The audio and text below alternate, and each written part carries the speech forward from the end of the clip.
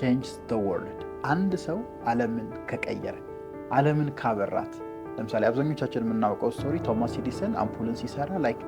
ዓለም ነው የበራው አይደል ለዓለም ነው የአምፑል ፈጠራ እያገዘ እያበራ ብርሃን እየሆነ ያለ how in the fuck 130-40 ሚሊዮን ህዝብ ይዘን አንድ ሀገርን መቀየር ያቀተናል አንድ ሰው 7-8 ቢሊዮን ህዝብን ከቀየረ 100 ምናምን ሚሊዮን አንድ ሀገርን ጋይስ በጣም ወደ ሊቅነታችን መቅረብ አለብን ይሄ እርስ በርስ አምሯችን ውስጥ የተሰገሰገ የተጨቀጨቀ ዘረኝነት ብሔርተኝነት በጣም ስግብግብነትን አቁመን አንድ ሰው ዓለምን ካበራ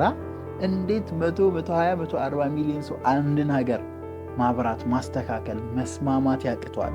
ላይክ ዲፕ ማሰብ ያለብን ነገር ነው ነገር ለዚህም ይሆን መፍትሄ ደግሞ በእኔ በኩል ሊቅነት ነው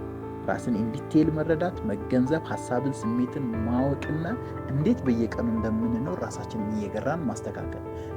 እዛ መንገድ ካልሆነ I don't know 120 ሚሊዮን ህዝብ ይሄን ሁሉ አመት እርስ በርስ የተጫረሰ that's enough guys let's welcome ሊቅነት high performance system ታላቁ ሊቃውንት ሊቅነት